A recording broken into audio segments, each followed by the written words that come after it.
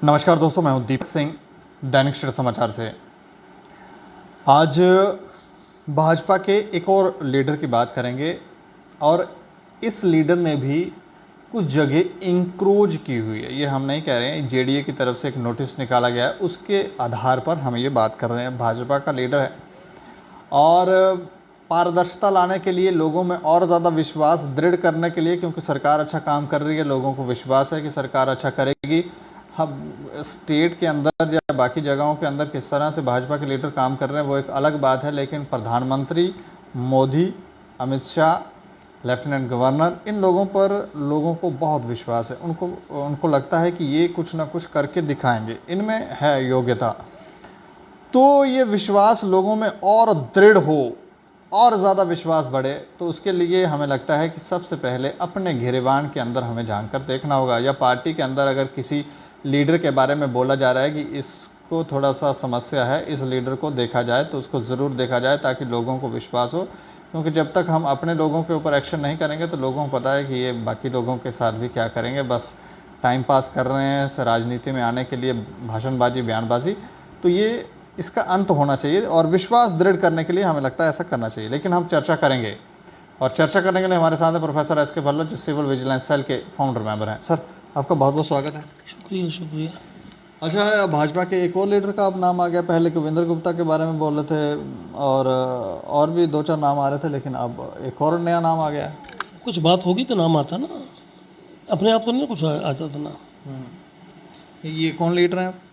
वो रंधावा जी हैं जिनका युद्ध हुआ था ऑनरेबल जितेंद्र सिंह जी से हाँ।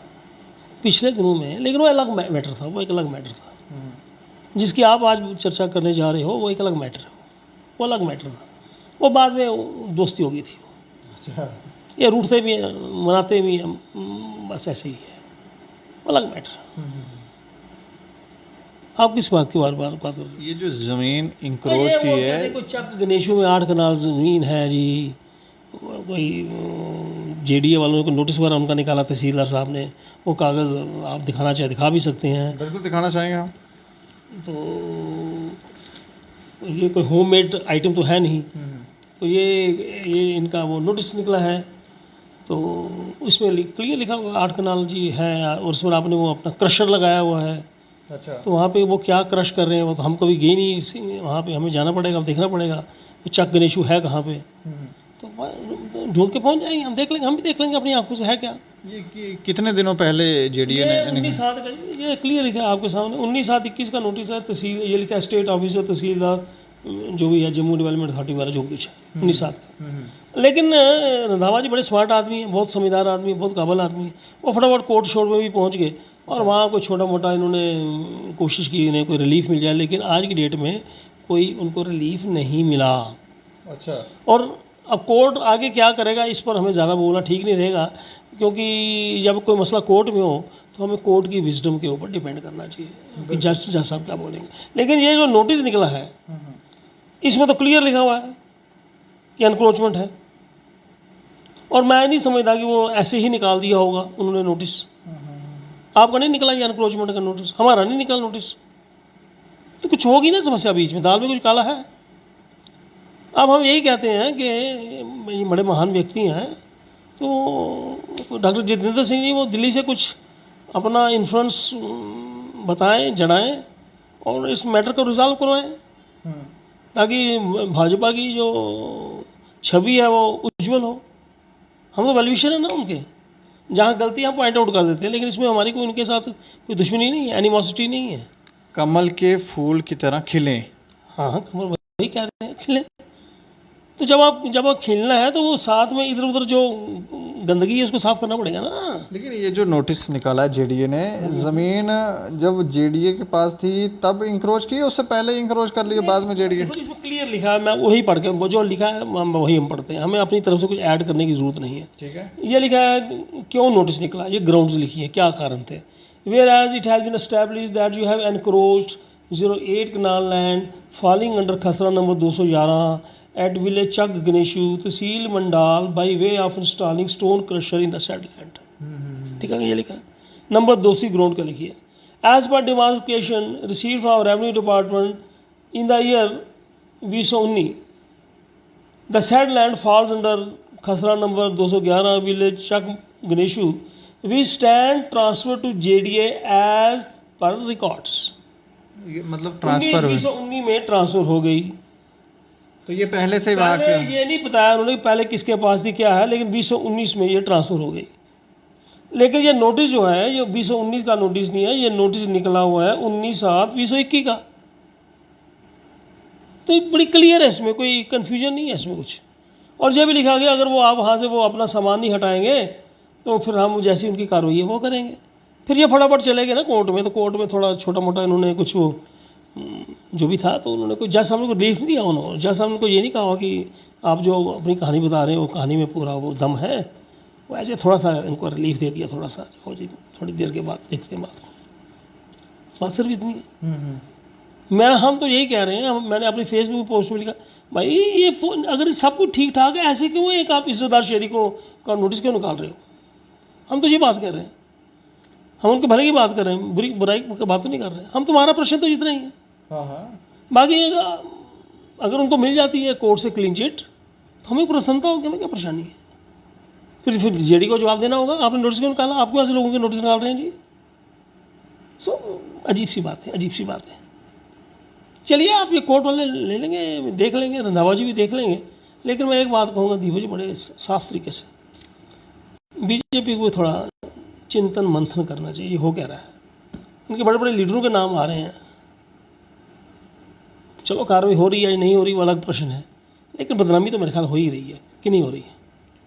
हाँ, छवि धूमिल होती है, इससे लोगों का विश्वास खत्म होता है।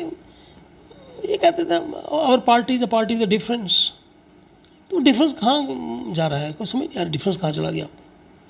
कई लोग तो ये भी कहते हैं कि लोग जितने मर्जी इंक्रोजर हों, क्रिमिनल हों, वो भाजपा ज्वाइन करके हो जाते हैं और गंगा स्नान जैसा हो जाता है। वो भी कुछ लोगों की समाज में धारणा है, वो भी समाज की रूलिंग पार्टी है जी, चलो इसको ज्वाइन कर लो तो हमारे जो पाप हैं उनकी तरफ कोई देखेगा नहीं। लेकिन सवाल फिर है कब तक, लेकिन कब तक। हिंदुस्तान में कानून का राज है, जिसे रूल ऑफ लॉ कहते हैं।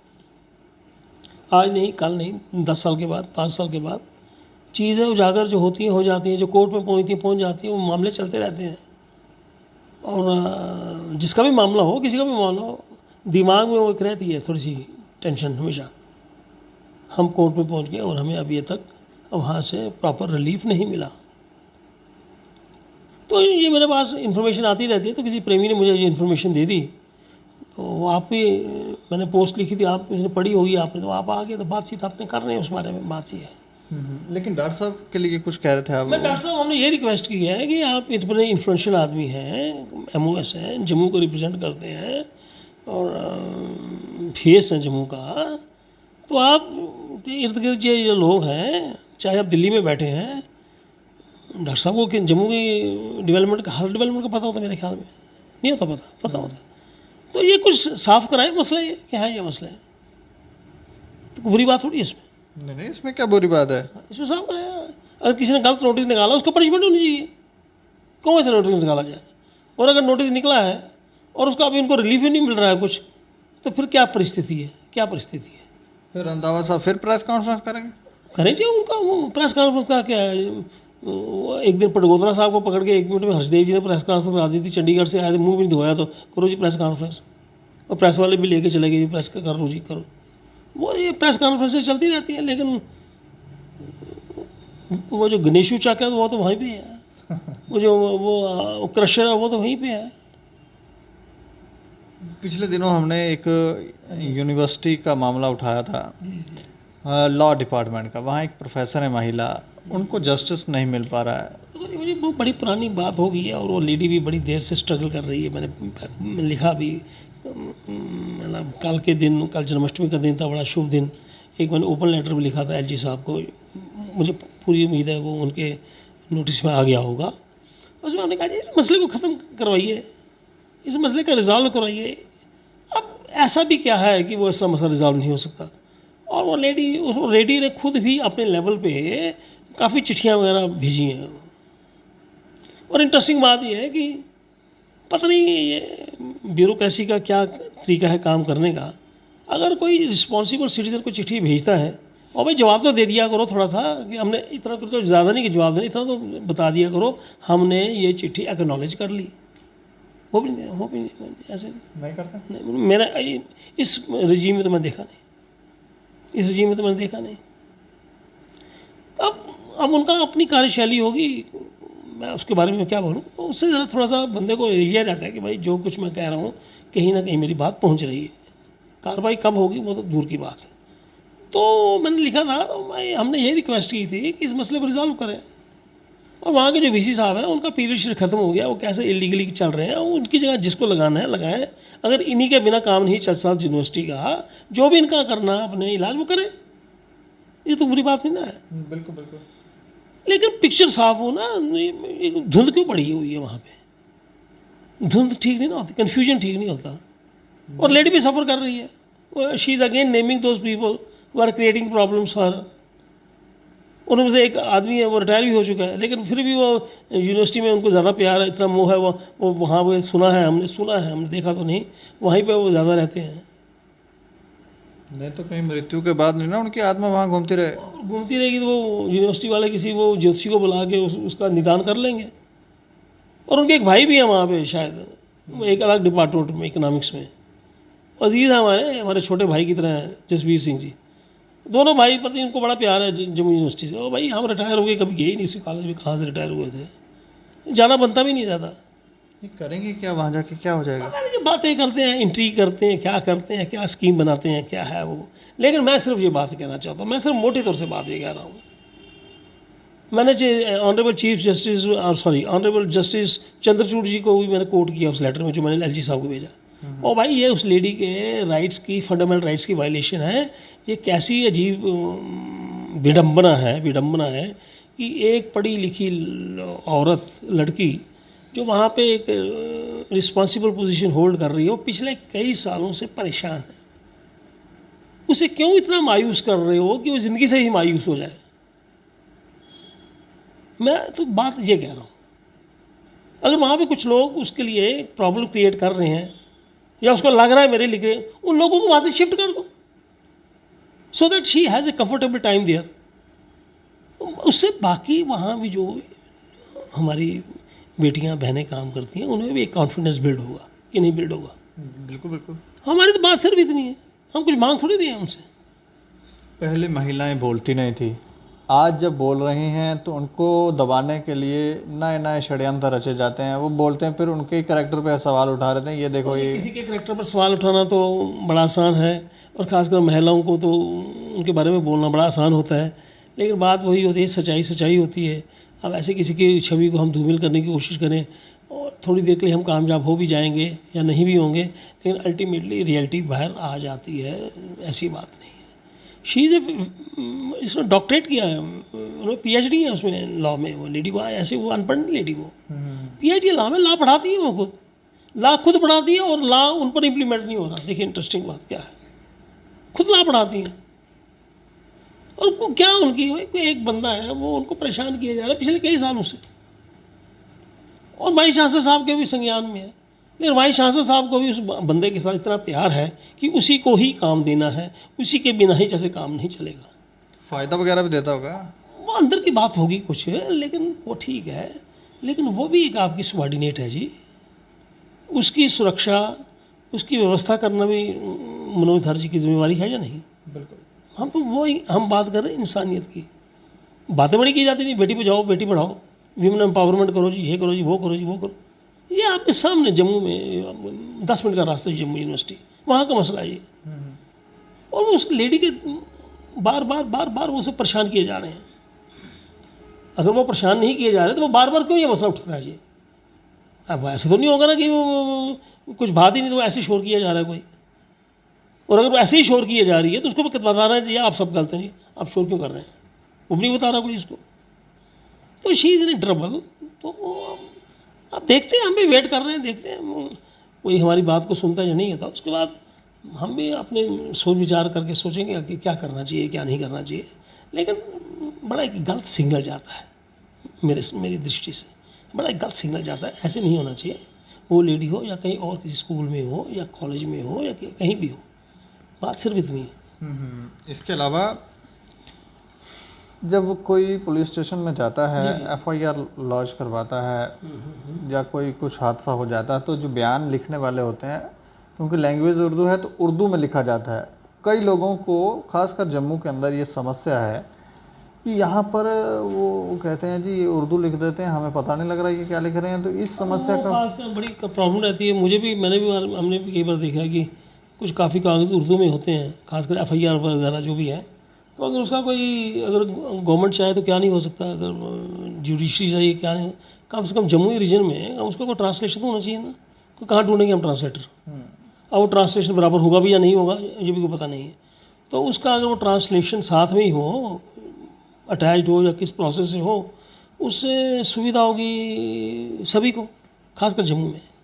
वो मानते हैं कि जब ये स्टेट होती थी तो ये कहते थे जी लैंग्वेज इसकी उर्दू है, तो था काफ़ी रेवेन्यू के कागज उर्दू में ही होते थे। चलो सारे तो नहीं हो सकते इंग्लिश में का सारे कागज़, तो कम से कम ये जो एफआईआर वगैरह है या जो है ये कम से कम उसमें हो। अगर उर्दू को रखना ही है रखो, कोई बात नहीं, साथ में इंग्लिश का भी रख दो प्रावधान। और मैंने देखा इसमें इंटरेस्ट में जरूरी एक और बात है, हमारे कई जम्मू में हमारे भाई हैं वो वकालत करते हैं और वो उर्दू नहीं जानते हैं, उनको भी समस्या आती है इसमें। वो खुद कहते हैं वहाँ जाओ जी, वहाँ जाओ जी, यहाँ जाओ जी, पता नहीं कहाँ वही तो बात है ना, खासकर जम्मू में का रिवाज ज़्यादा उर्दू का नहीं है, तो उनको भी समस्या आती है, उनको भी फिर किसी बंदे को ढूंढना पड़ता है। अब वो कहीं से मैनेज कर लेते होंगे, लेकिन आम आदमी को कुछ कागज पढ़ाना हो तो बड़ी मुश्किल होती है उनको। तो अगर ये कुछ ऐसी थोड़ी सी सहूलियत हो जाए तो ठीक रहेगा। आगे अथॉरिटीज़ को ये हमारी बात ठीक लगती है या नहीं लगती, मैं इसके बारे में ज़्यादा नहीं बोल सकता। तो अगर कुछ ऐसे बनता है तो बना देना चाहिए। हाँ हाँ, कई लोग यहाँ पे ज़्यादा पढ़े लिखे भी नहीं हैं, वो हिंदी पढ़ते हैं, उनको नहीं समझ आता, अंग्रेजी लिख देंगे तो भी वो बेचारे फंस जाते हैं। ये तो मुझे लगता है पॉसिबल होगा कि पहले अब हम हर बंदे से पूछें भाई तुम क्या लैंग्वेज जानते हो तो क्या है, ऐसे तो शायद नहीं होगा मेरे ख्याल में। लेकिन चलो कम से कम एक इंग्लिश का तो कम से कम रख दें थोड़ा साथ में, कि वो उसको पढ़ लेगा समझ लेगा उस तरीके से है। लेकिन एक बात में देखिए, ये जो एसीबी वगैरह जो है आपकी है, इसके जो एफआईआर होते हैं इंग्लिश में होते हैं वैसे। इसकी जो इंग्लिश में लिखते हैं, मैंने जो मेरे पास है एफआईआर पड़े हुए वो इंग्लिश में ही है। ये खास शायद रेवेन्यू कोर्ट्स में या और कुछ कहीं पे वो ज़्यादा उसमें चलता है वही, कि पुलिस की एफआईआर ज़्यादा इंग्लिश में उसमें उसी में होती है, क्या उर्दू में होती है, तो वो कहीं को बड़ी इसमें समस्या रहती है। तो अगर उसको थोड़ा सा रिलीफ मिल जाए तो अच्छी बात है ना, अच्छी बात है उसमें। लेकिन अंत में मैं चाहूँगा कि ये भाजपा को थोड़ा सा के लीडर, भाजपा को हम क्या समझाएंगे, ये हमने क्या समझाना, हम एक बड़े आम आदमी, हमने क्या समझाना। हम सिर्फ यही कहेंगे भाई ज़रा अपने घर में जो मुसीबतें हैं उनसे निजात पाने की कोशिश करो। आप मोदी जी के अंडर काम कर रहे हैं तो ऐसी काम ना करो जिससे उनकी भी छवि में कोई, उनकी भी छवि धूमिल हो, ऐसी बात नहीं करनी चाहिए। क्योंकि मैसेज आता है ना जी, लोकल भाजपा में समस्या है, दिल्ली तक मैसेज आता नहीं जाता है, तो एक गलत मैसेज आता है ना, तो हम उनको कह ही सकते हैं भाई। और दूसरी बात ये है जी, जब ये इस किस्म की चीज़ें मार्केट में आ जाएं, जब इस किस्म की चीज़ें मार्केट में आ जाएं तो ये बड़ी बड़ी दूर तक जाती हैं। ये आप जो हम हमारे साथ बातें कर रहे हो, ये पता नहीं कहाँ पहुँच गई होगी इस वक्त तक। तो ये प्रिकॉशन लेना चाहिए, अपने पहले होश को साफ करना चाहिए। लेकिन कुछ ऐसे, इनमें से कुछ, सब नहीं, कुछ ऐसे लोग हैं वो टस से मस नहीं होते, टस से मस नहीं होते। वो समझे हमारा ये बर्थ राइट है, ये बर्थ राइट नहीं होता किसी का। Encroachment is not birth right. State land को पोजेस करना कोई बर्थ राइट नहीं है किसी का, है birth right? I don't think. बात सिर्फ इतनी है। अब ठीक है, रंधावा जी देख लेंगे क्या करना है। हमने तो रिक्वेस्ट की है एमओएस साहब को, डॉक्टर साहब को दिल्ली में, कि आप ही कुछ करवाइए, क्योंकि आपका ट्विटर बड़ा चलता है ज़बरदस्त, हमारे पास तो ट्विटर है नहीं। कुछ करवाइए, इसकी इंक्वायरी शिरवाइए और मसला को साफ कराइए, और क्या। हम तो ये कह रहे हैं, we are not demanding anything else. बस बात इतनी है। चलिए, शुक्रिया हमसे बात। जी मेहरबानी आपकी भी। तो इस पूरे मैटर के ऊपर हमने भी प्रयास किया था कि रंधावा साहब से बात की जाए, लेकिन रंधावा साहब का फ़ोन व्यस्त आ रहा था। अब फ़ोन व्यस्त आ रहा था या फिर फ़ोन व्यस्त कर दिया गया था वो हमें समझ नहीं आया, लेकिन व्यस्त आ रहा था इतना हमें समझ आया। लेकिन इस तरह की बातें जब आती हैं और किसी पार्टी के अंदर इस तरह के लोग हैं जो इंक्रोचर हैं, जो कुछ गलत काम कर रहे हैं, पहले पार्टियां और पहले जो लीडर थे वो करते होंगे, लेकिन अब समाज बदल गया है। अब लोग सही व्यक्ति को देखना चाहते हैं, उसकी बात सुनना चाहते हैं।